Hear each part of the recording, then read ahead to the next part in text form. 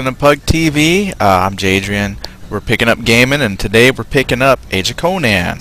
That's actually the first one for me here, Age of Conan. However, it's a game I've actually had for a pretty long time, and I've kind of had a on-again, off-again relationship with it, and today we're giving it an on-again relationship. I actually had several games I was looking at. There was like Allods Online was the other one. I just wasn't able to get it all downloaded and patched up and ready to go in time, so I had to do that later. The other reason I'm going with Age of Conan is because my wife's actually going to join me later with it, so we'll be able to game, and she doesn't have the Allods Online, so we're doing Age of Conan. Now I'm kind of excited because actually I got an email from Funcom saying they're going to give me 30 days of premium play. They were doing a thing with a lot of old subscribers, and I actually had this back at the end of beta and have played quite a bit. And one of the reasons I stopped playing was because I had hit my cap, level 80, and I just kind of got to a point where it was like I'm just running around killing stuff. Make some alts. I had bought the expansion, so it was kind of like nah. But then when it went free to play, I had played it a little bit, and I had a couple problems. So I'll tell you about some of the problems I had.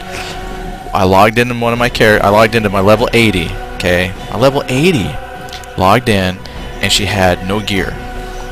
Nothing. Was in Age of Conan terms was pretty much stripped naked, and I was like, hey. So I contacted customer support, and they said, well, there's nothing we can really do about that.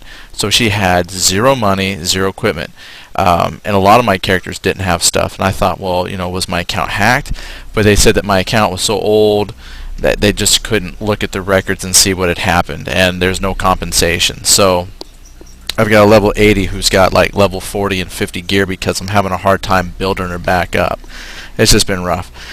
So it's just kind of been like finding that motivation to come back. But I thought I would because we got that 30 days of premium play. So anyway, here we are. We're in Age of Conan. We're going to give it a shot. If you've never seen Age of Conan or don't know anything about it, then we're going to go ahead and start from the very beginning. I love starting new characters. That's one thing I do enjoy. I mean, mostly because I've got a level 80. So I got me an empty slot here.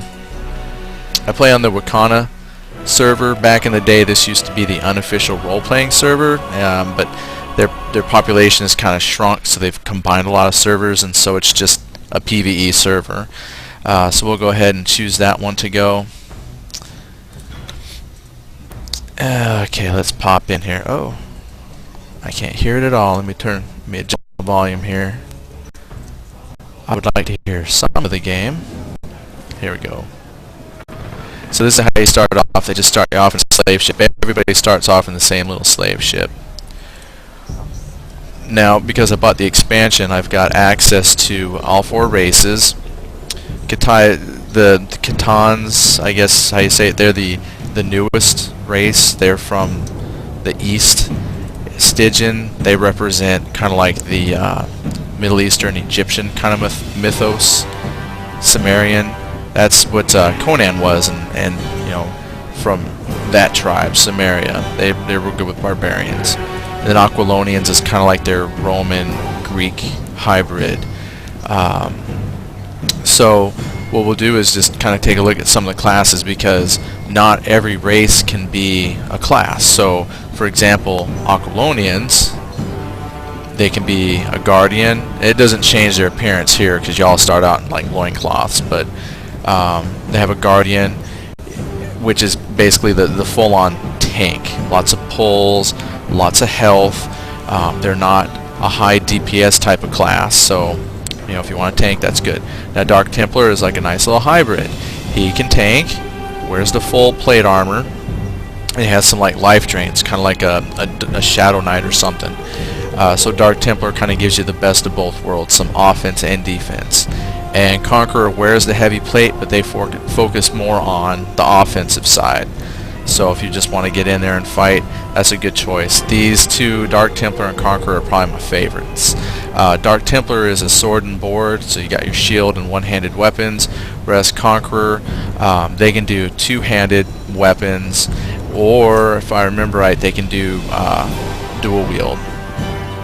So you kind of got both. Let's see, but no shield. Then there's the Aquilonians can be a Priest of Mitra, which is a good healer. There's always been debate on who is a better Priest of Mitra healer or Tempest of Set, but they can be a Priest of Mitra. We'll talk about the other healers here in a moment. Then they also can fall back and be the Barbarian, who has a lot of damage potential, doesn't wear much in the way of armor. They can also be an Assassin, again, kind of a sneaky poison dealer, just like you would in every traditional game. They can stealth. Same with a Ranger. Since they fall under the Rogue class, all three classes can stealth. Barbarian, though, would be a much more offensive fighter. Just gets right up there with like a two-handed weapon, can stealth up to somebody and just start hacking on them. Your Assassin's going to be like the poisons and kind of, a lot of good burst damage, but then some dots and bonuses from poisons. And then your Ranger can sneak around and stuff, and definitely their focus is archery. So I like the Ranger, I just don't know how to play the Ranger well, so I don't solo him very good. Once I hit about level 20, I'm kind of like not very good anymore. And then the Aquilonians have no magic users, and that would be the last category, Mage. So Soldier, which is your warriors, Priest, a healer, the rogues, and then mages. No mages. Sumerians, very, very similar in class selection. So they've got Guardian, Dark Templar, Conqueror. However, for healer, they take on the Bear Shaman, which is kind of a more, shamanistic type of role. They have some good offensive. They can wear, I think they get to wear a little bit heavier armor than the Priest of Mitra and Tempest of Set. But what I've heard about Bear Shaman, and I've never leveled one up because they're hard. And generally what I'm hearing is Bear Shamans are kind of hard in the beginning, but once they hit like level 30, then they become very powerful. So you have to be very patient with them and build them up. Now that may have changed. There's been quite a few updates since I've played, so they may be a little bit more balanced.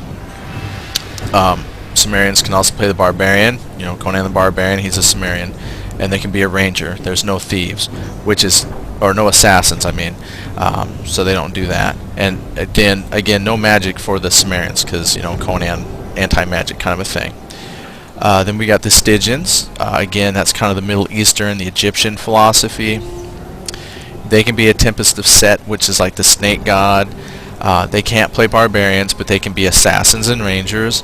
And then they've got the three mage types, and they have access to all three magic. So definitely the Stygian would be very strong in magic. Not that they get like bonuses to magic, it's just set up for the lore and the story. They have access to magic. So they got a Demonologist. Demonologist is a pet class. However, their pet is not the traditional pet. And I think they get their pet at level 9. Basically, their pet is kind of a buffer for the mage. Your first pet can throw like a fireball, but it's not a tanking pet. It's not a strong pet. It's just kind of like an assistant. Your wizard, your demonologist, still does a majority of the damage. Your pet's just kind of is there, kind of, so not a traditional pet class.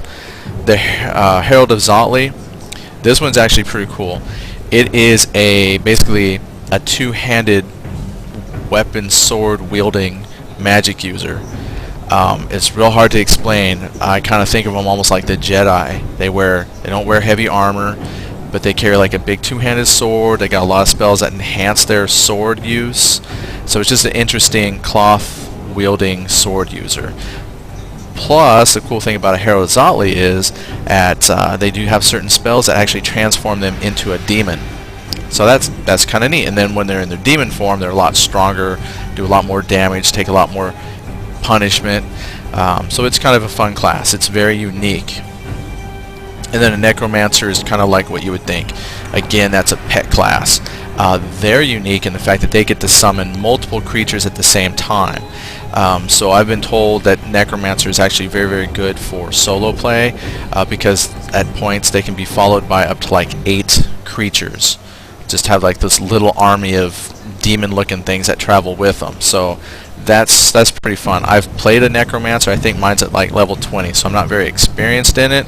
But it is interesting to walk around and you just kind of send your little army, cast a few spells, and they just kind of take things down. So it is a pretty good solo class. Most of these, I think, they all have valid points for solo play because I get asked that a lot. Well, which one should I pick for solo play? And I've asked it quite a bit. They all have their strong points for solo play. my Dark Templar is level 80. I soloed that one up. Some people think that's a terrible class to solo. I found that to be the most enjoyable. So you just kind of got to pick what's interesting to you. Some people think that the Necromancer is the best to solo. Some people will tell you like a Priest or the Tempest of Set is best to solo. Some people will say a Bear Shaman once you get them up to level 30. Basically for me, what's best for soloing is what you found fun to play. That's it. And the new race, the Khitan, they can be a Guardian and Dark Templar. They have access to the Bear Shaman for healing. They can be Assassins and Rangers, and they also have access to all 3 realms of magic. So you just got to match up what you're interested in playing with one of the races, and then you're good to go. Now we'll just take a quick peek at the ladies.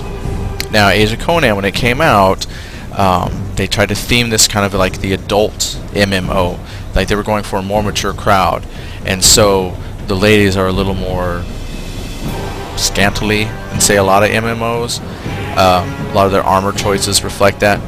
Plus you can take their tops off, and that was a big selling point and controversial at the time. Now not quite as controversial, but it's still something there.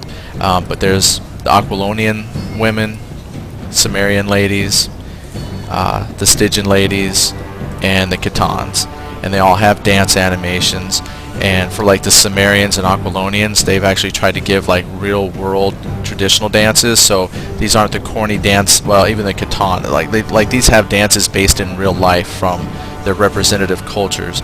So it's not like they're doing the Napoleon Dynamite or anything goofy. They're actually doing traditional folk dances. So you know, kind of interesting. So you got your men and women, and they can pick the same classes either way. But we're gonna go ahead and take a guy. Let's see. I want to, this time, because I got my Dark Templar up, and I'm going to work Conqueror. And since race doesn't affect how good you are in a class, I want to make kind of like a Bruce Lee-ish looking Conqueror. So we're going to customize, plus I paid for the expansion, I might as well use the race in it. Now, when you customize the look, they have an advanced slider, and then like a lot of games that are coming out, I mean, you can really, like if you zoom in on the face, I mean, look at that, eyebrow scale, cheek depth. I mean, it has many sliders for doing up your character. If you go back to basics, then there's like, you know, you can choose hairstyles. And this has, you know, like what you would expect out of some Asian type hairstyles. So what I might do is do some random looks here. We'll just kind of randomize till we find something kind of cool. So there's a lot of choices: tattoo options, hair options, facial builds.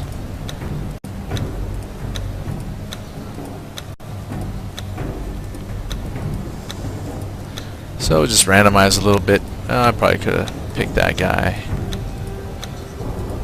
Some of them look very much out of like Kung Fu movie. Actually, since I'm going to play with my wife, should probably want a more... What race did you pick? Okay, she picked Aquilonian, so I'm going to go with Aquilonian. Oops. Gotta click on Conqueror.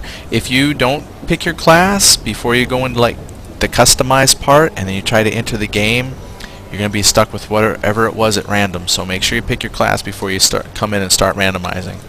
So she went Aquilonian. Whew. They don't have... I tell you, I make a lot of female characters simply because the men, hideous looking. Like they gave them like these cool muscular Conan bodies, but like these just hideous beat with the ugly stick faces, and it's really hard to find something that looks normal. Like we could probably work with that, but man, I gotta change some of this. Let's zoom in a little bit. I'll pick something. I mean, I'm not gonna spend a whole lot of time. If you ever get, it's free to play, so you can pick it up yourself and and play with character creation, but I don't want to run into the game with something too fugly, so we'll go no facial hair.